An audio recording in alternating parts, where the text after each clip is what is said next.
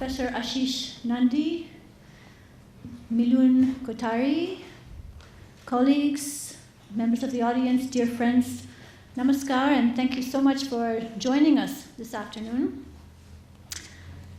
This afternoon, we will be bringing together, I think, two of the greatest living legacies of our collective history, Gandhiji's philosophy and the Universal Declaration of Human Rights and the human rights system.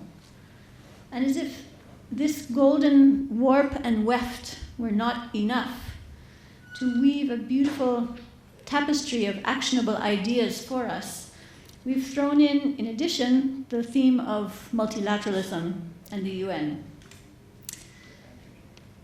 Let me point out several happy non-coincidences surrounding this lecture. Firstly, as my colleague has said, it's the first inaugural lecture of the UN at 75 lecture series that we'll be holding throughout the course of the next year, up until the UN's 75th birthday next October. And during this time, we hope to explore with you various themes around the issue of multilateralism, the United Nations, human rights, and all that represents, I think, the UN's efforts in the world, including how it strives for some things that cannot always achieve and why. The UN is still the world's premium multilateral organization. No other multilateral organization holds the legitimacy that the United Nations' 193 member countries do. And no other multilateral organization covers so many areas of work that the United Nations does, from peace and security, human rights, to development, humanitarian response. As many people have said, if the UN didn't exist, it would have to be created. And as our second UN Secretary General, Dag Hammarskjöld, said, and I'll quote him, if I can see the light here, "We should recognize the United Nations for what it is, an admittedly imperfect but indispensable instrument of nations working for a peaceful evolution towards a more just and secure world." End of quotation. So the first non-coincidence is therefore that we chose to have this first lecture in our UN birthday series on the topic of Gandhi, human rights, and multilateralism. Thank you. Throughout this year, we've been commemorating the 150th anniversary of the Mahatma, his life and works and his philosophy. So much of his thinking inspired the creation of the United Nations and the norms and standards for which the organization stands. So there's no question that Gandhi played an important part and must be part of our inaugural series. And human rights are the moral compass of the United Nations, the moral and ethical values and standards that guide all of our work. So there was also no question that human rights had to be the central theme of our inaugural series, the inaugural lecture of our series. The second non-coincidence is the timing of this lecture. As my colleague mentioned, this week is the week in which we commemorate Human Rights Day, the 10th of December. At India's official event to mark the occasion, the Honorable President reflected on that, and I'm going to quote a little bit of his speech. I quote, "The Universal Declaration of Human Rights was drafted around the time of the Constituent Assembly was drafting our Constitution, India's Constitution. Late last month, we celebrated the 70th anniversary of the adoption of the Constitution. That day, in my address to the Supreme Court, I especially paid tribute to the women members of the Constituent Assembly. One of them was Hansa Mehta, a staunch disciple of Gandhiji. She was a member of the Advisory Committee on Fundamental Rights. Coincidentally, or perhaps not coincidentally, she was also India's delegate to the historic endeavor underway at the United Nations, the drafting of the Universal Declaration. Hansa Ben was part of the Human Rights Committee there, and she had an equally crucial role to play in both the defining documents.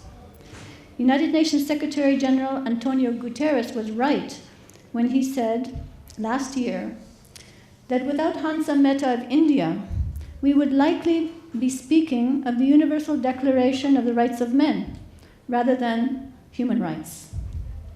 End of quotation. The president then went on to say that what we need to make the UDHR a real in our world today is more introspection, more empathy, and more imagination. Here at our inaugural address, or our lecture, we will be focusing on human rights, and what better timing than during the week that we commemorate the day that the Universal Declaration was signed.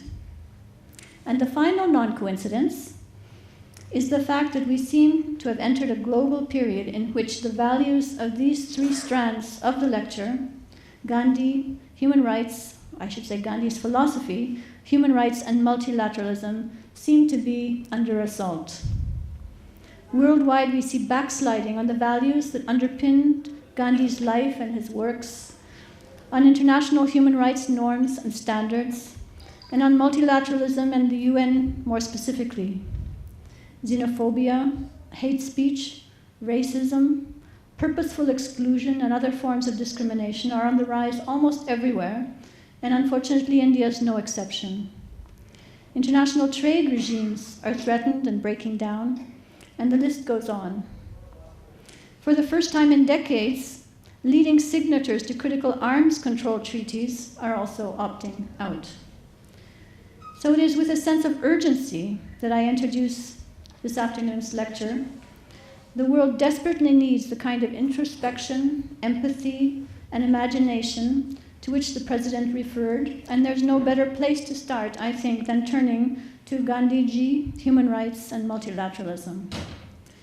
Given the deep knowledge and experience and life commitments of both our moderator, Mr. Ashish Nandi, and our lecturer, Mr. Miloon Kothari, I don't think we could be in better hands. So thank you very much, gentlemen, for agreeing to be the heart of our inaugural lecture for the UN at 75.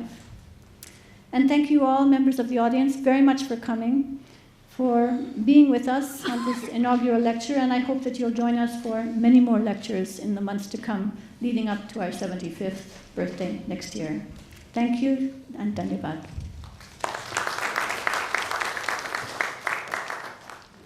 Thanks very much, Shista, and good afternoon, everyone. First of all, I'd like to thank the UN in India for inviting me to give this lecture, trusting me to give this lecture.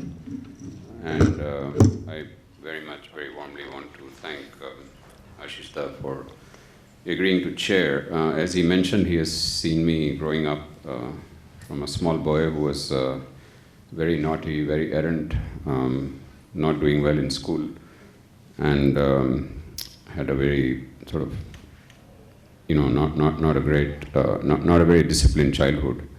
And I'm sure Ashish wondered many times what would become of this young boy. I don't claim, Ashish, that this lecture will, restore your faith in me, but I'm going to try.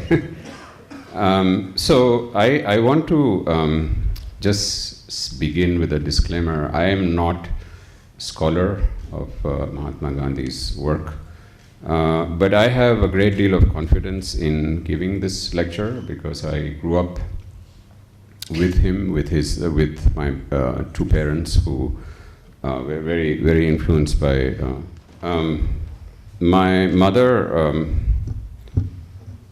Hansaben, was very deeply influenced by him, and in fact very often sang the bhajans that were dear to Gandhiji, especially Vaishnava Jab Tene Rekhiye. My father, as a young man, he must have been 16 or 18, actually participated in flag marches for the freedom struggle, and in fact was present in a number of the sabhas that Gandhiji held, and in fact he took a photograph of Mahatma Gandhi that no one has really seen except for members of my family, and I wanted to share that, but once we get that going. The second part of my confidence comes from having taught for a few years at MIT in the US and as a Dr. Martin Luther King's visiting scholar, and having given a public lecture where I attempted to compare the lives and strategies of Martin Luther King and Mahatma Gandhi, and whether these were relevant in today's India and today's United States. And the third, of course, comes from having worked in human rights for the last 30-odd years and having been deeply inspired by Mahatma Gandhi's work, his concepts, his strategies, and his thinking. I consider him to be, in today's parlance, you can say, the ultimate human rights defender. Today I will speak about him and his life related to human rights and to multilateralism. Renata, the resident coordinator, has mentioned that there are many anniversaries. I think I wouldn't particularly mention that this is also 2019 and 20 are also the 100-year anniversary of the League of Nations, which was the first attempt at multilateralism. It's just last year was 70 years of the Universal Declaration. We begin now 75 years of the UN, and coincidentally, but it's a very happy coincidence, I think, because it allows us to reflect. It's also 150 years anniversary of Gandhiji's birth. And these anniversaries are not, I mean, some of them are not coincidental. It was after the First World War that the League of Nations came into being, after the Second World War that the UN was formed. But the fact that we are also here celebrating Mahatma Gandhi's life is a very happy coincidence. So in the decades following the formation of the League of Nations to the adoption of the Universal Declaration in 1948, the Indian leadership represented by the Indian National Congress brilliantly articulated the human rights concern that emanated from the Indian freedom struggle. It called for a global body that would strive for an end to colonization of countries through the exercise of their right to self-determination. So this lecture will explore the remarkable degree of affinity and purpose of ideas flowing from the different phases of the Indian independence movement and the institutional build-up towards a world organization.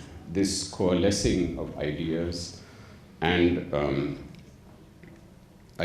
visions between India and the UN was not a coincidence. It was a well-planned strategy employed by Jawaharlal Nehru under the guidance of Mahatma Gandhi. That's my father's photograph. So the lecture will look at the role. So I want to also emphasize in the lecture the importance of India as a source of the modern norms of diplomacy and human rights, and the crucial role that female leadership, women from India activists played in this process, guided by Gandhiji and Jawaharlal Nehru, and the shape, the discourse on human rights and diplomatic norms were greatly shaped by the UN, much more than historians have realized. And here I wanted to also say that this very direct link between what Mahatma Gandhi said and did and contributed to the norms of human rights and the formation of the UN, including a number of its bodies, has also been not covered well at all by his biographers. That's an aspect, a dimension of his life that has somehow missed the insights that all his biographers have given us. So the lecture will primarily explore the influence of Gandhiji's wisdom born from his life, contributed both, of course, to the foundational documents of the UN, and in particular the formation of the UN General Assembly and the UN human rights system. And I also want to, I want all of us for the next 90 minutes or so to also this should become a collective appreciation and a homage for a man whose words and actions that I will present not only brought us freedom as a nation, but left a remarkable legacy that continues to inspire movements worldwide and must continue to guide the work of the United Nations. So when I was preparing the lecture, I was thinking about this word multilateralism. There are different meanings. Different people have given different meanings. I will, of course, cover in detail what Gandhiji meant by that. But this is a photograph of a sculpture prepared by Michelangelo Pistoletto, an Italian sculptor who has designed this on the lawns of, this is on the campus of the Palais des Nations in Geneva, the UN headquarters in Geneva. And these are stones representing 193 countries, UN member states. And he has, I was very, very struck and taken by this, and I started to read about it, and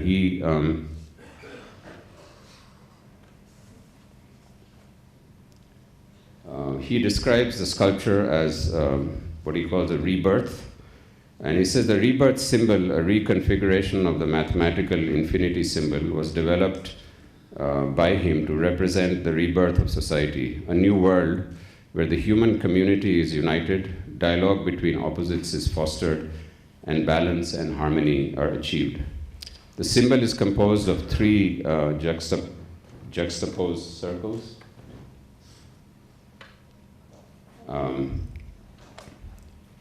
Representing the world of nature and the world of technology. And the middle circle is the combination of the two and represents the generative womb of a new world, the third paradise or the rebirth. In this new world, technology and nature meet in harmony, and humans work together to bridge differences, achieve sustainable development, create dialogue, and promote peace. Rebirth for the artist symbolizes the purpose and mission of the UN, finding balance between diverging ideas, creating harmony through dialogue, respecting and leveraging diversity, providing inspiration, and promoting inclusive and sustainable development. I was very struck by this. It's something that Gandhiji would have very much agreed with, the kind of principles and world that we need to move towards. So what did Gandhiji think about? What was his idea of multilateralism? And I will go into more detail, but I've been very moved by this one quote from him, which, in a simple way, and that was his particular talent as well, to capture in a simple way the kind of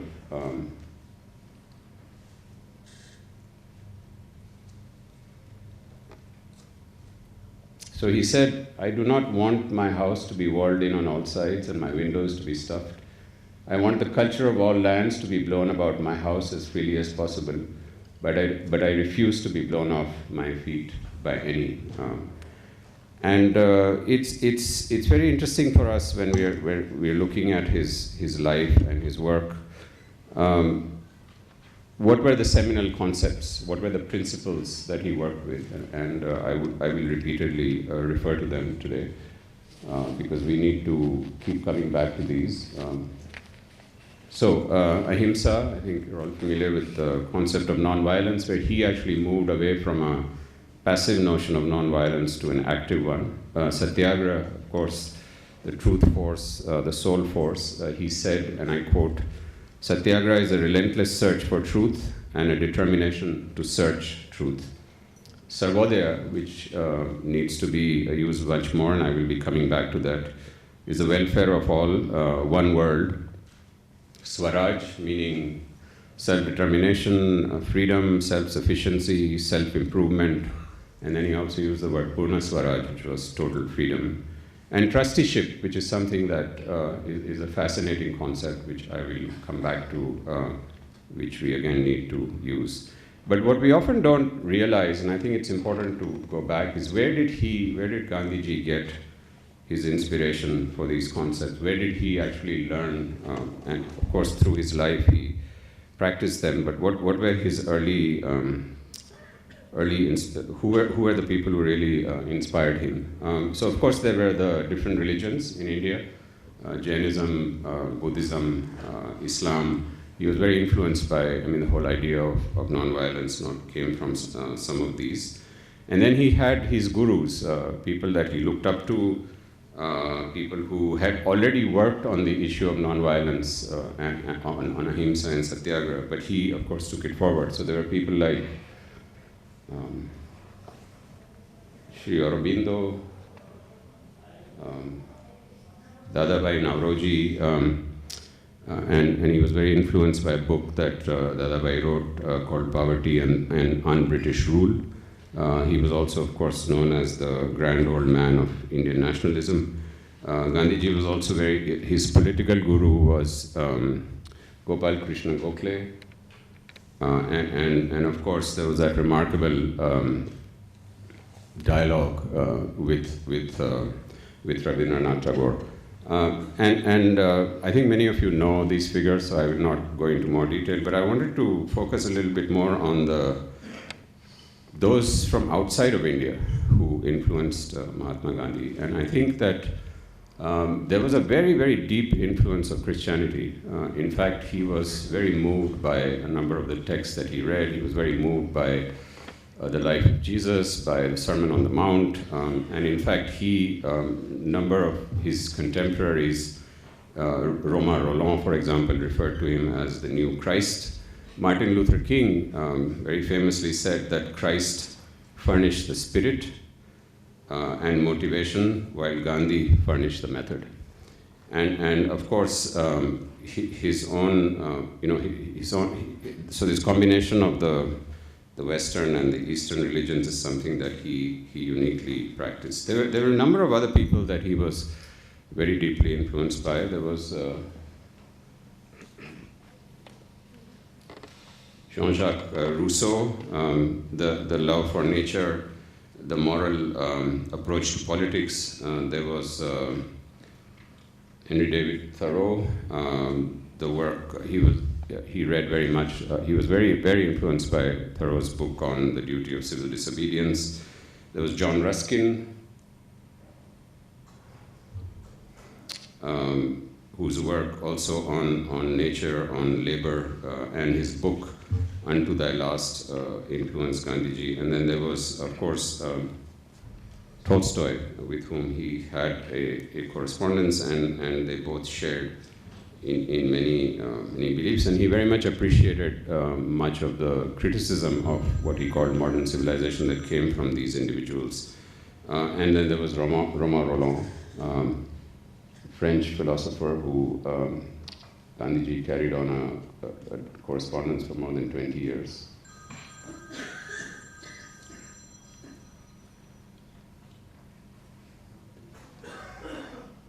There in 1931, when Gandhiji was returning from the second roundtable conference.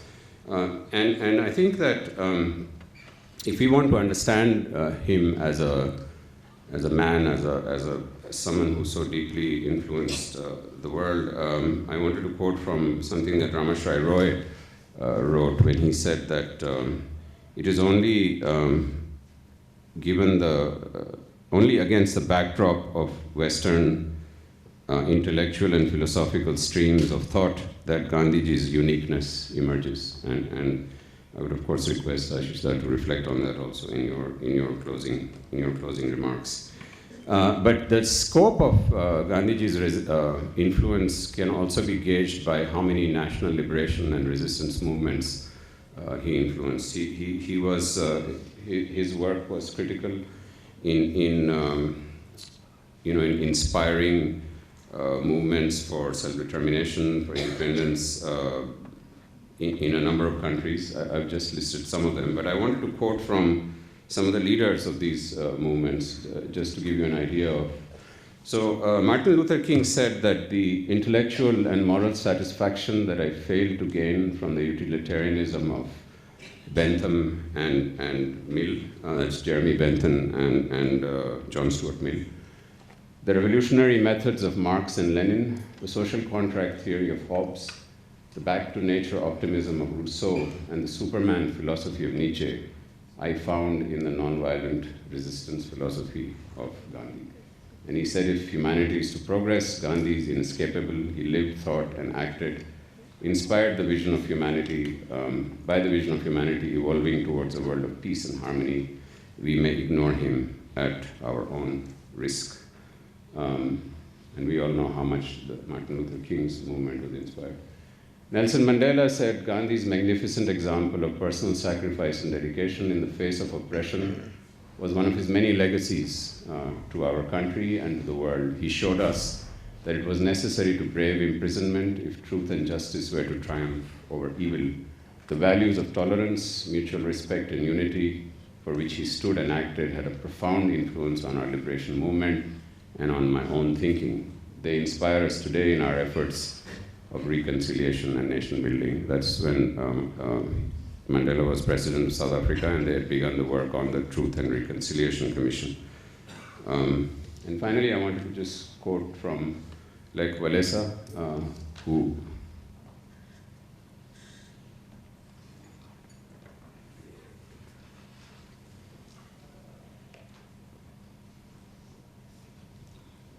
who said that when we tried to fight with arms, we failed, and when we adopted nonviolence, we won. I am a disciple of Mahatma Gandhi. He said, I consider myself a follower and student of Mahatma Gandhi. Until 1970, I had not believed that his methods could be effective. I could not believe that the Soviet Communist Empire could be defeated by peaceful measures.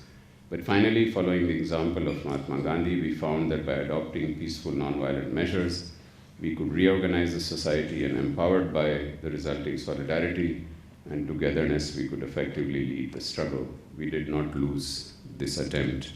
So many of the movement leaders, people who fought for self-determination, for the independence of their countries, were of course people who also influenced human rights movements after them. But I want to stress here is that in one sense, Gandhiji was, he stands apart even from all these individuals, because he was a practitioner, and I think that's something that very deeply influenced his own ideas, his own writing. This is a wonderful drawing of the Dandi March, Salt March. And from the time when he was,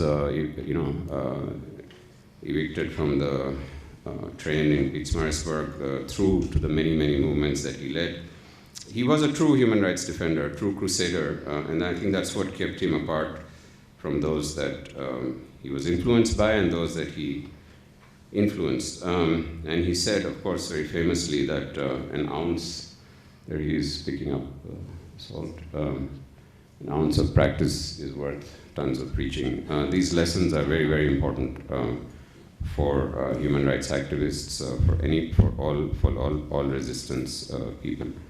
So we begin, now to look at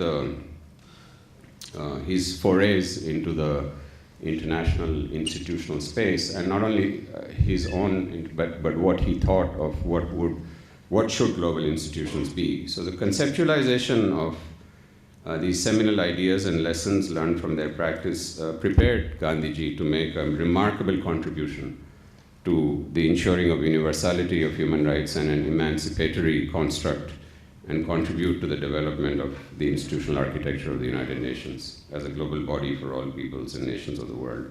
To the content of human rights and the foundational principles of the UN, Gandhiji's life and work contributed to the deepening of two driving elements of human rights, self-determination and universality, and the overarching uncompromising principle that guided them of nonviolence. But before we get to his views, I just wanted to do a quick review of the history of self-determination. I think very often So in the aftermath of the First World War, several attempts were made by world leaders to ensure, through the establishment of standards and institutions, that the sleepwalking that led to the World War would not be repeated. The United States led these efforts through the statements of President Woodrow Wilson, who called for self-determination in his 14 points. And the time when he gave that address and he spoke about self-determination, January of 1918 to about January of to the spring of 1919 has been termed as the Wilsonian Moment. These months began what Hedley Bull called the expansion of international society and launched the transformation of norms and standards of international relations. What Wilson said struck a chord across the world, movements that were protesting in their countries. In India, nationalists were also inspired by the Wilsonian Moment and formulated claims for self-government in language that resonated with a wider international discourse of legitimacy. Veteran nationalists like Bal Gangadhar Tilak and Lajpat Rai left the confines of the British Empire physically and conceptually to take their case before world opinion.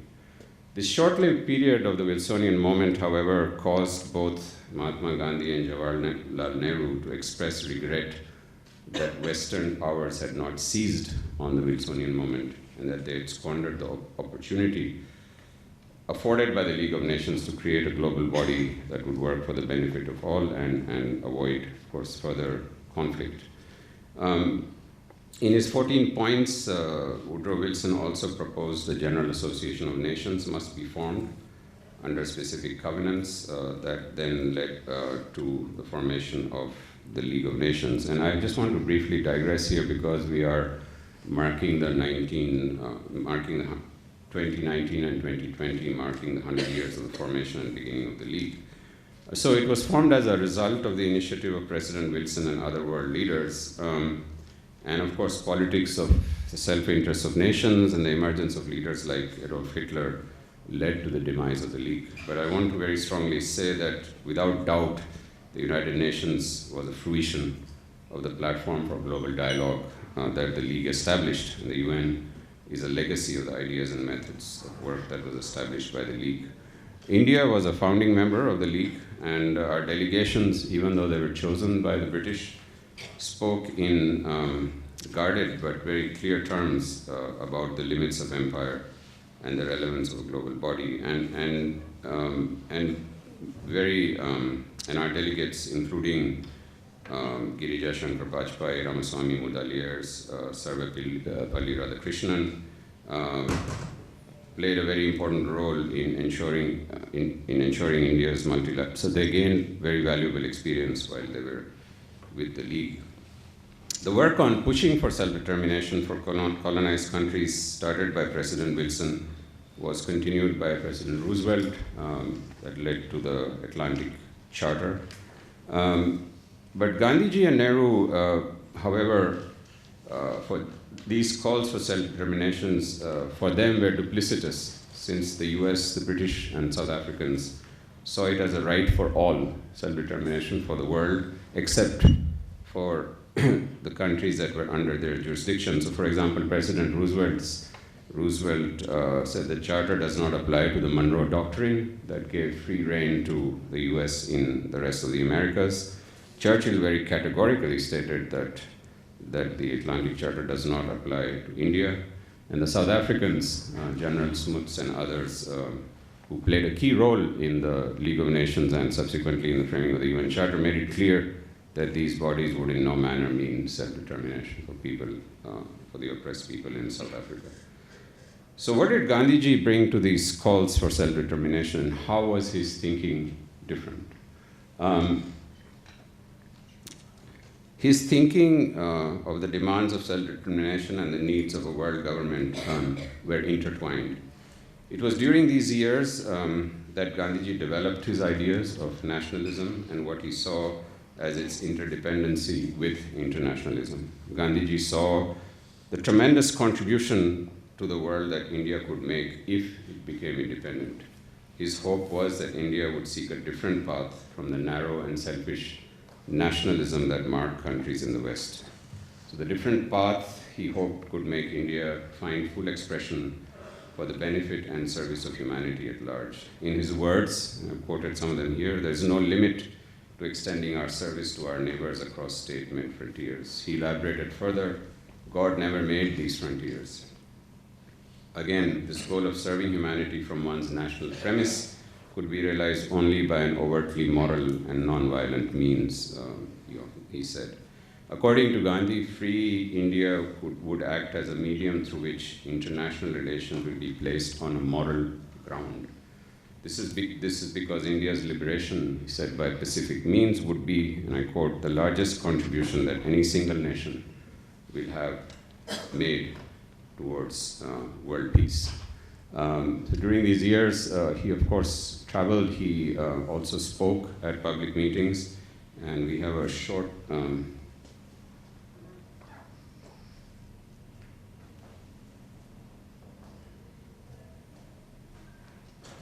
there's a short video of Gandhiji addressing a public meeting in Geneva when he was on his way back home after attending the second roundtable conference.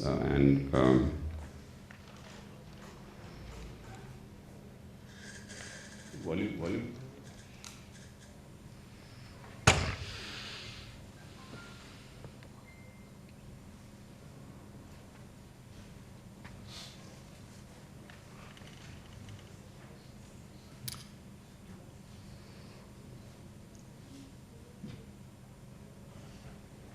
Well, what happened during this talk was he answered questions from the audience, but he essentially made the point that Switzerland as a neutral country should be the first country to discuss.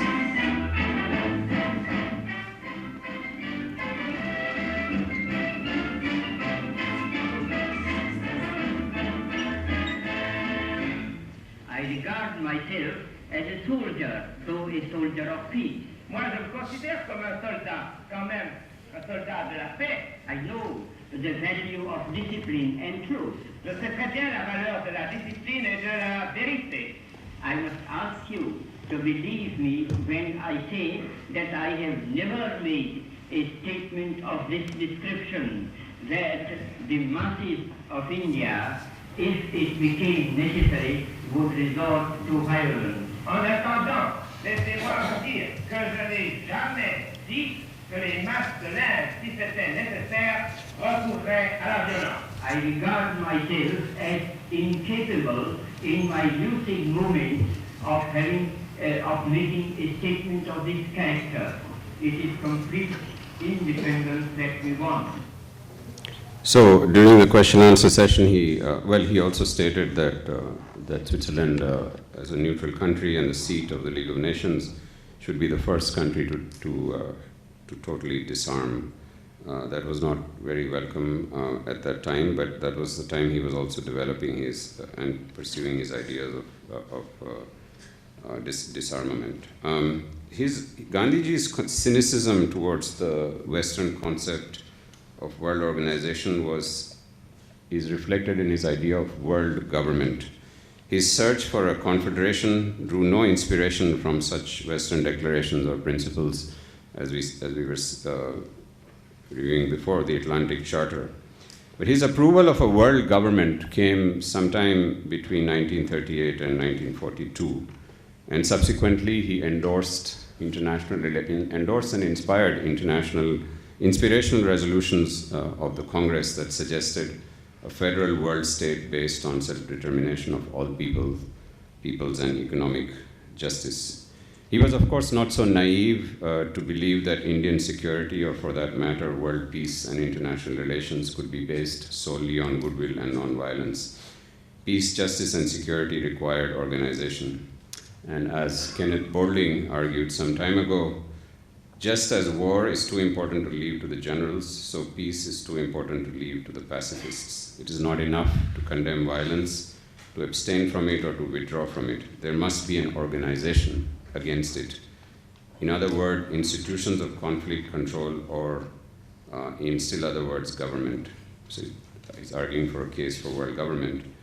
But he says then, where then are the new ideas and the new images of the future that look like upward paths coming from? And he said one is clearly the idea of nonviolent resistance associated with the name of Gandhi. And Gandhi himself reiterated his stance in an interview he gave to the New York Times in 1940, where he said he would welcome a world federation of all nations of the world. But he considered a federation of Western nations only would be an unholy combination and a menace to humanity. In my opinion, he said, a federation excluding India is now an impossibility. India has already passed the stage when she could be safely neglected. So the conduct of such a federation of nations, of course, had to be guided by certain principles, and these principles needed to be reflected in India's external policy affairs and sow the seeds for what was to become India's foreign policy. So in August 1942, the famous Quit India resolution called for the immediate ending of British rule, and both for the sake of India and for the success of the cause of the United Nations, I'm quoting, and said this measure would not only affect materially the fortunes of the war, but will bring all subjects and oppressed humanity on the side of the United Nations. Irving Horowitz, in his famous 1957 book called The Idea of War and Peace in Contemporary Philosophy, maintained that at this decisive moment, in 1942, of India's struggle for independence, Mahatma Gandhi put forward a novel and striking solution that would revolutionize the world's outlook upon peace and war as a mode for arriving at a world state. Gandhi in 1942 envisaged an international order transcending the nation state, or as he put it, a world federation established by agreement, based on nonviolence and founded on the United Nations. Then we come to the build-up to the San Francisco conference, where the UN Charter was adopted. Mahatma Gandhi also spoke about that. In an interview in Collier's Weekly, the interviewer asked him, Gandhiji, what kind of world organization would promote an enduring peace or preserve it? And his answer was, only an organization based predominantly on truth and nonviolence. And the second question was, if the nations of the world were to consider world government as a means for preserving peace and promoting the welfare of all peoples, would you advocate the abandonment of India's aspirations for independence in order to join in the general plan? And then he, of course, in his answer, he referred to the Congress resolution of 42 and said he will discover that independence is necessary for India to become an efficient partner in any scheme for the preservation of a lasting peace in the world.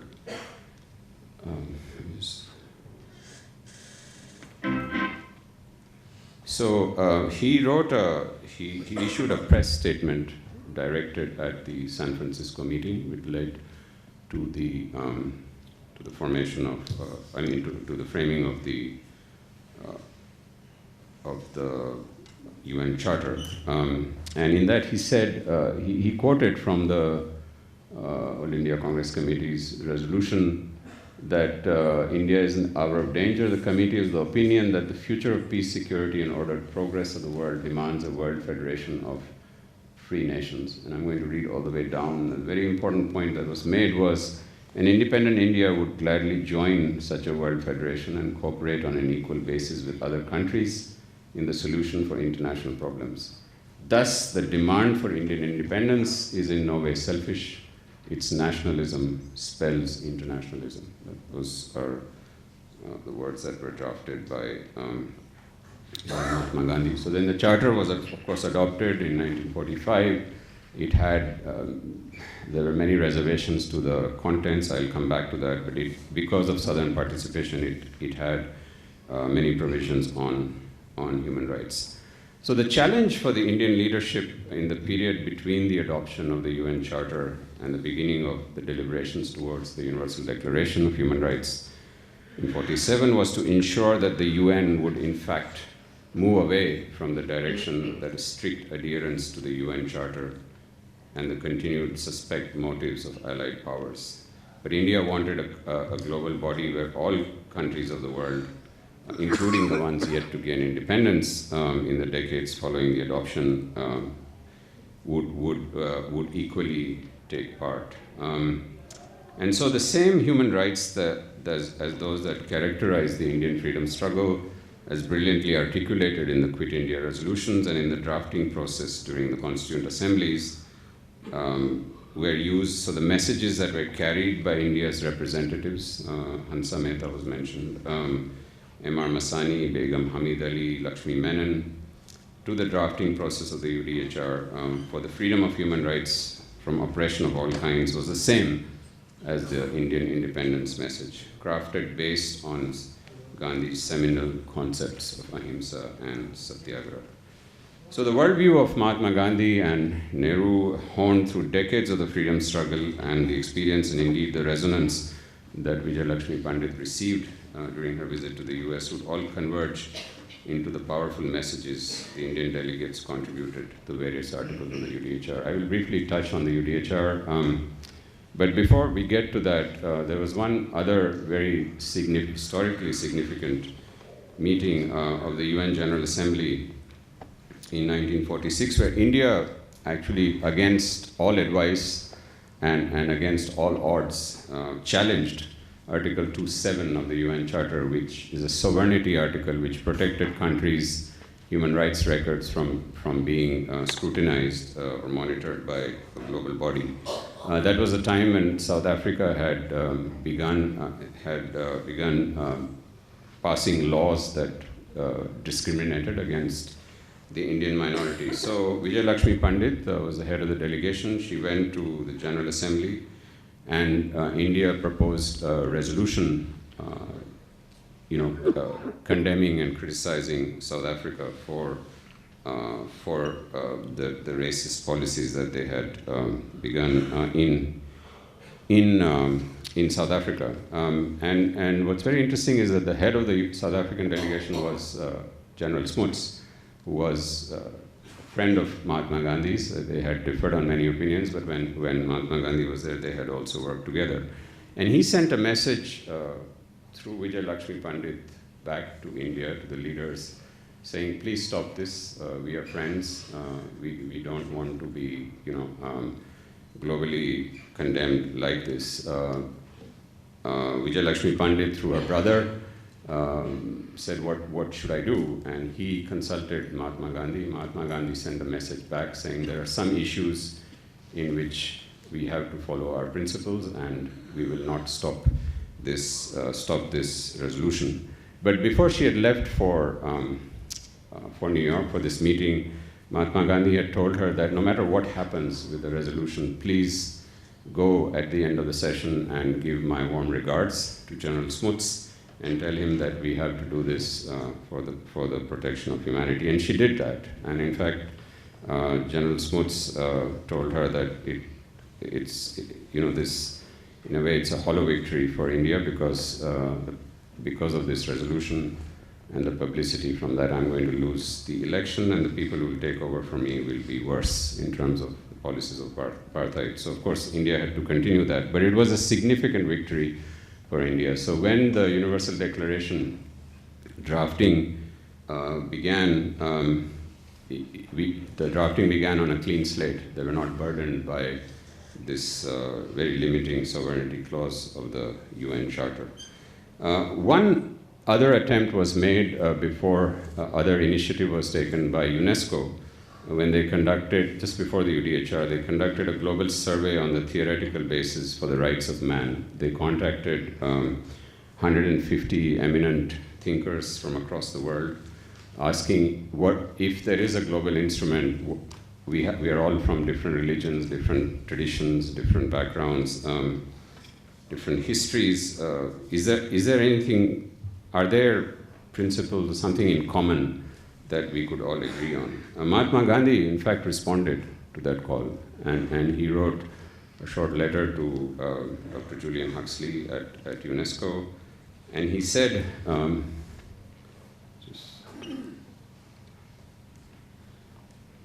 this is Vijayalakshmi Pandit, I should have shown this before. And actually, we have a short clip of her, if I can just play that. Raises issues which, if evaded at this juncture, will create a situation, not only in Africa, but throughout the world, of the gravest consequence to peace. This assembly cannot shut its eyes to the fact that in Africa today, there is an ever-growing intensification of the policy of racial discrimination through all the channels open to a government. We are familiar in the United Nations with a plea for the protection of minorities. But here is a case of the suppression of the rights of an overwhelming majority by a small minority, which has managed to retain all the resources of the state in its hands and does not hesitate to utilize them.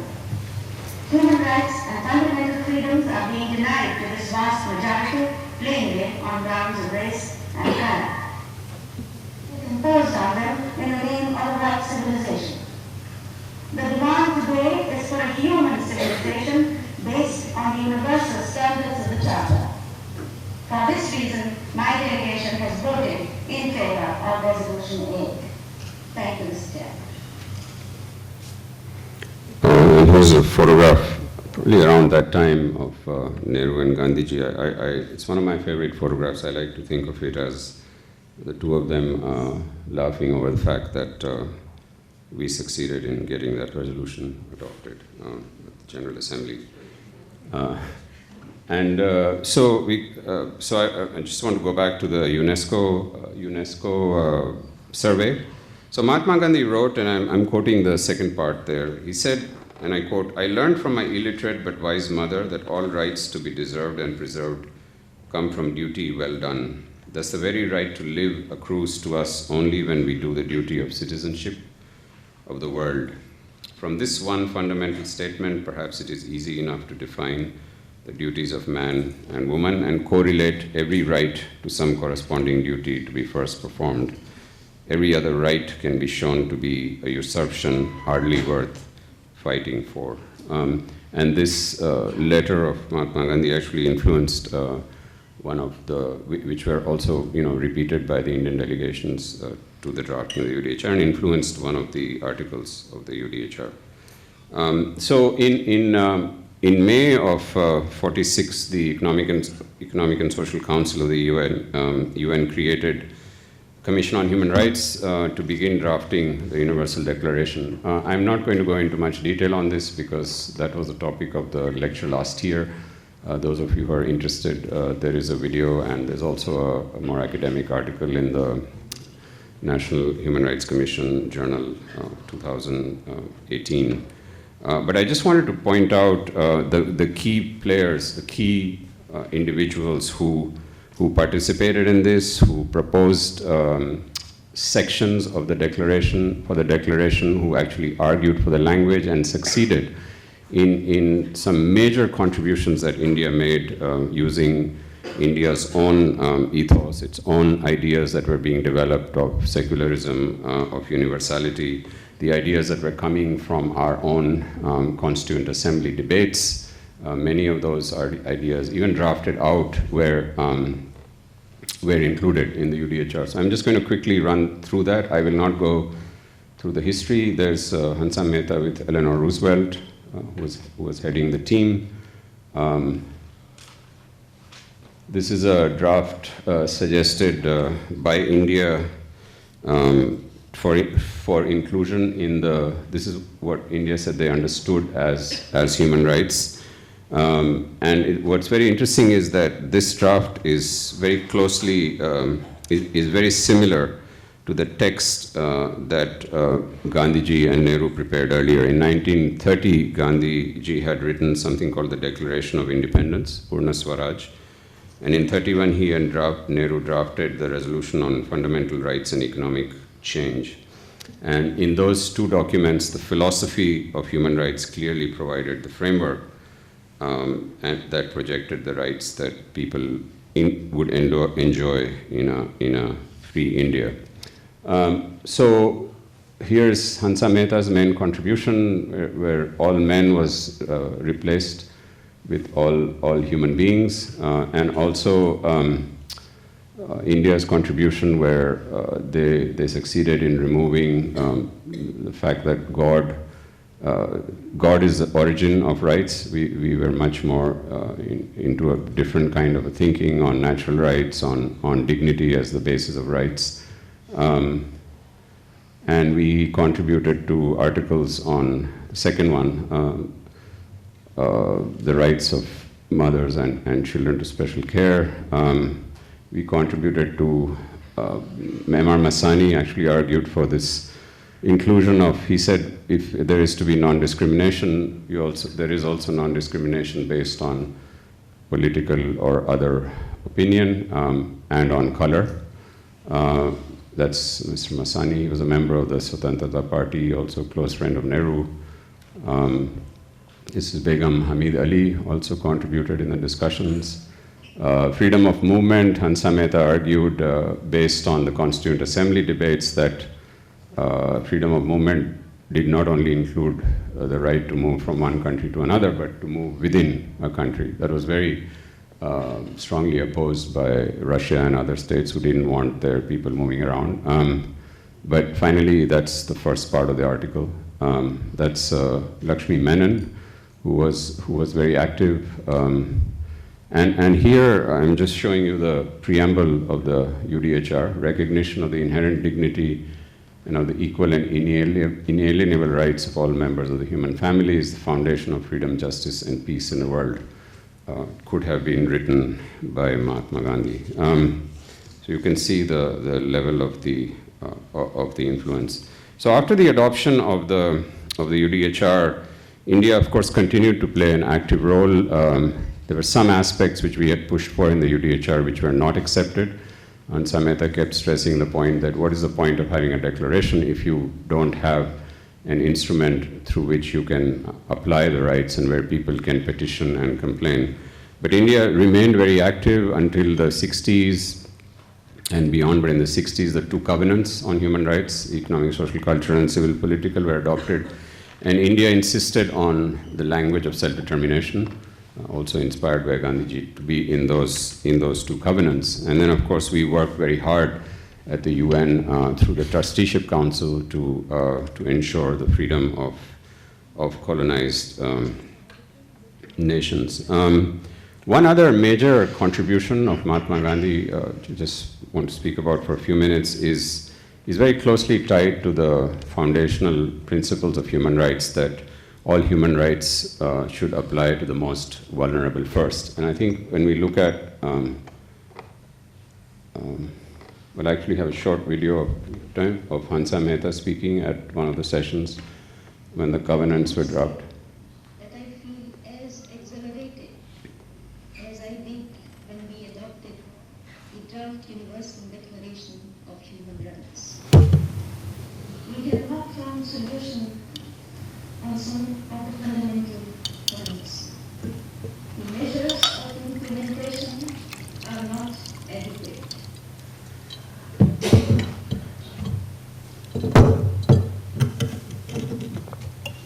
And it was just to give you an idea of, it's always good to see the figures. So here's this talisman. I think you're all familiar with that. Whenever you're in doubt and then self becomes too much, apply the following test, what it would mean to the weakest man or woman that you have seen. And then if you engage in that in a meditative sense, your doubts and yourself will melt away. And he said at another time that a true measure of a society is how it treats its most vulnerable. I want to just say that the Sustainable Development Goals have, of course, taken some of this, and there's this mantra around the SDGs of leaving no one behind.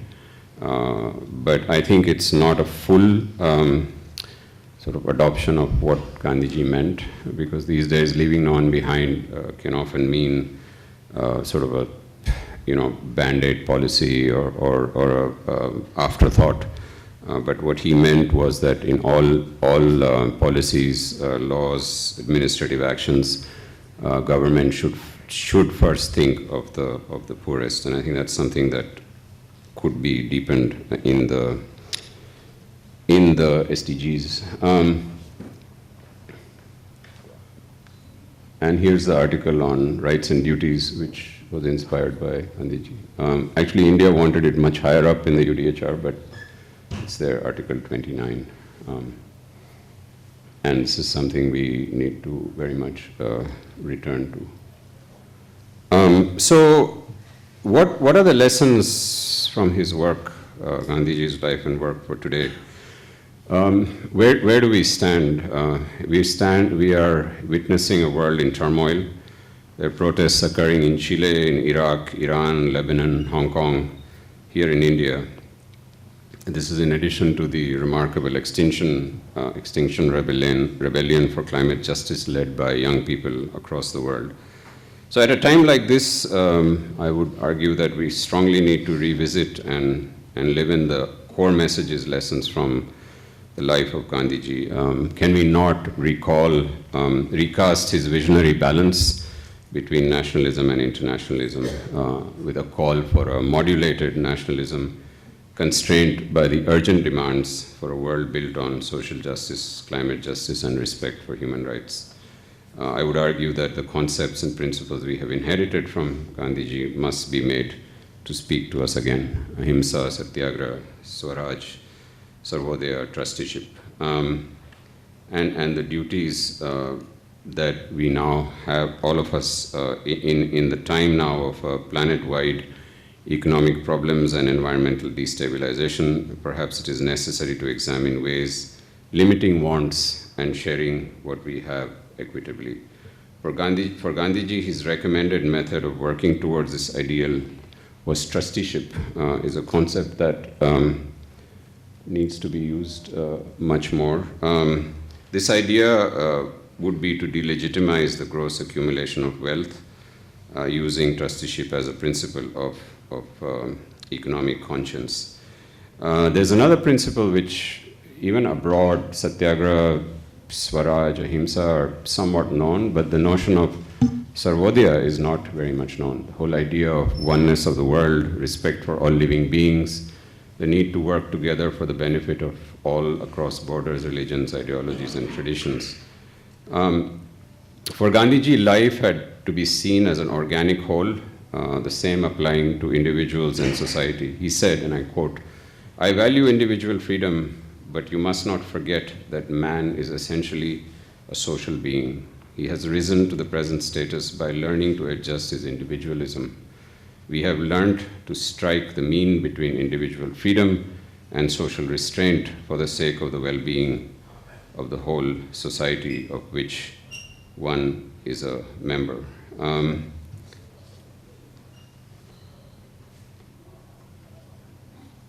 And I think in India, of course, we are familiar with a number of the movements that are taking place based on the principles of self-reliance, and of course across the world there are groups that are using the work on ahimsa and satyagraha. But what is missing essentially, and actually in a recent article in Al Jazeera, I forget the name of the author, there's a very strong argument made that there are all these movements taking place across the world, but what we need is what the author called an intersectionality of solidarity, that we need people to come together. And I think Sarvodaya very, very well, the concept of Sarvodaya catches that. So what is missing? What is missing is, where are the countries, where are the nations as nation states? The question that arises, who is going to coordinate the nations to actually take a role in all this, to support all the resistance that is taking place. And some may fault me for this, but having worked with, in an independent capacity, different parts of the UN over the past 30 years, and having witnessed firsthand in many countries around the world the critical role the United Nations plays, I continue to repose faith in the United Nations. The UN, as we've seen recently, has been moving away from a naming and shaming model with something called the Universal Periodic Review, where all member states' human rights records are reviewed by their peers, and the whole concept of that is cooperation and constructive engagement, which is something I think Gandhiji would have approved. There's also some remarkable work happening in the UN, the recent adoption of the UN Declaration on the Rights of Peasants, which was largely, almost entirely based on grassroots mobilization of peasant movements like Via Campesina and the previous Declaration on the Rights of Indigenous People.